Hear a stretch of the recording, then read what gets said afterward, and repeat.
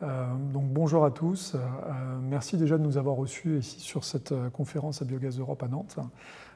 J'ai eu le plaisir de présenter aujourd'hui une synthèse sur le biométhane de deuxième génération, qui est une technologie qui permet de transformer du bois, donc la biomasse plutôt sèche, en biométhane qu'on injecte ensuite dans les réseaux de gaz. Donc c'est une technologie thermochimique, on chauffe le bois à très haute température et on le transforme ensuite en gaz par différents procédés de conversion thermique et catalytique. Donc une filière qui est nouvelle, alors pas dans ses principes technologiques qu'on connaît déjà depuis assez longtemps, mais qui est nouvelle plutôt dans son implémentation industrielle. Parce qu'aujourd'hui, on travaille avec l'ensemble des acteurs, et notamment Engie, qui est un partenaire important de cet ensemble-là, et puis le club pyrogasification qui rassemble l'ensemble de l'interprofession avec des PME, des startups, des laboratoires, des entités publiques qui essaient de soutenir et de développer cette filière. Donc aujourd'hui, notre principal challenge, c'est d'arriver à rendre compétitive cette filière, de pouvoir construire des premiers projets commerciaux. Ça, c'est notre objectif d'ici 2020, d'arriver vraiment à construire des projets réels, concrets au sein des territoires. Donc on travaille avec les régions qui ont un potentiel en bois, en matière, en déchets très important, et d'essayer de faire sortir, de faire émerger ces premiers projets.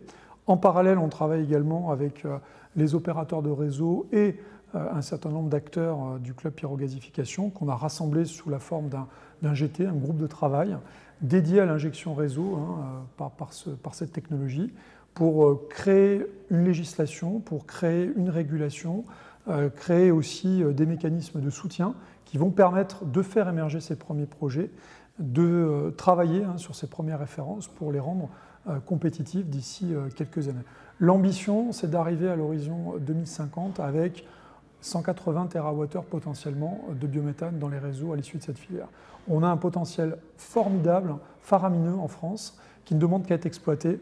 Et donc voilà, notre travail, notre objectif, c'est que dans les 15-20 prochaines années, on arrive vraiment à lancer industriellement cette filière et en faire une réalité avec ses bénéfices environnementaux, puisqu'on est vraiment sur un cycle durable de la biomasse. On prend des matières locales, qu'on ne transporte pas sur des grandes distances, on est vraiment sur des produits locaux, on construit des usines en local avec des emplois non délocalisables, un circuit, j'allais dire, vertueux, puisque derrière vous avez des cendres qui reviennent potentiellement aux forêts et aux cultures, et donc des projets très insérés localement, adaptés aussi en fonction des matières qu'on va pouvoir récupérer localement. On a une question tout à l'heure dans la salle qui était intéressante, qui parlait de déchets.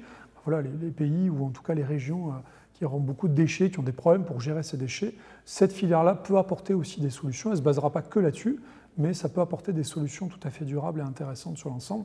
Son intérêt majeur, c'est la capacité à produire un vecteur biométhane qu'on peut utiliser en injection dans les réseaux, en valorisation au carburant. On peut également faire de l'électricité et on peut faire de la chaleur.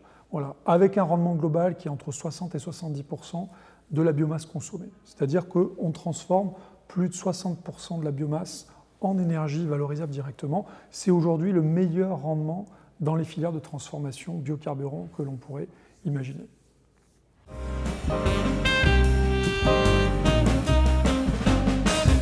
Alors, le concept industriel de biométhane de deuxième génération permettrait de faire des unités de quelques mégawatts à plusieurs dizaines de mégawatts. Concrètement, la technologie thermochimique ne permet pas de faire des toutes petites unités. On peut le faire, mais ça ne sera jamais économiquement réaliste. Et on pourrait faire aussi du très très gros, on pourrait faire des raffineries de ce type-là. La difficulté, c'est évidemment de pouvoir sourcer la biomasse. Donc on est dans un équilibre entre les deux. On ne peut pas refaire ce qui a été fait sur le charbon et on ne peut pas non plus faire du tout petit pour chez soi. Donc il faut trouver un équilibre entre les deux.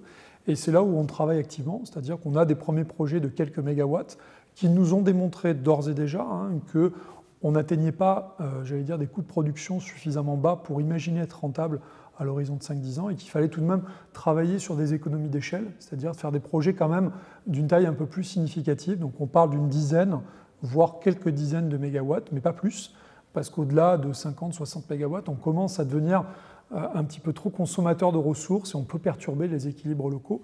Donc là aussi, c'est très important d'inscrire ces projets dans le cycle durable et environnemental local Et voilà, on entend refaire ce que l'on fait aujourd'hui sur des chaufferies, sur ces filières-là, c'est-à-dire mobiliser des volumes équivalents, de ne pas perturber les équilibres locaux, mais de s'intégrer à des filières locales et qui sont aujourd'hui une réalité, c'est-à-dire transporter 50 000, 60 000 tonnes de bois dans une unité, on sait très bien le faire, ce n'est pas un problème, il y a de la matière à revendre au sein des territoires, et donc on se calque sur ces modèles pour pouvoir développer la filière industrielle de deuxième génération.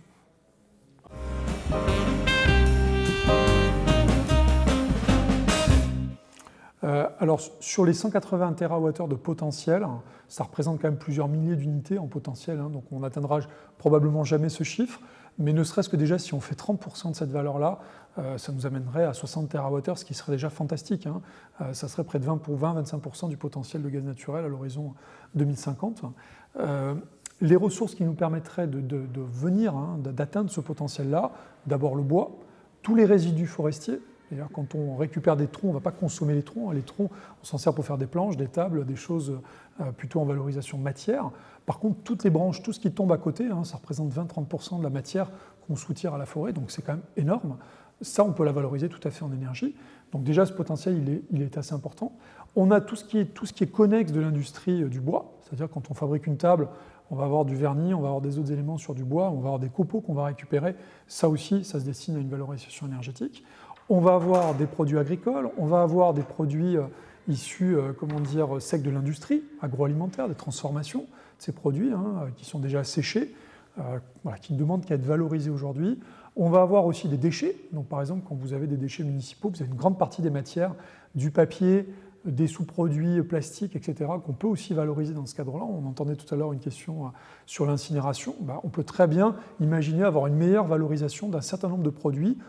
On ne retirera pas tout, évidemment, de la filière incinération, ce n'est pas du tout l'objectif, mais il y a un certain nombre de matériaux qu'on peut peut-être valoriser mieux dans un usage carburant et pas simplement chaleur. Donc là aussi, l'intérêt de cette filière, c'est de donner accès à ce potentiel de valorisation.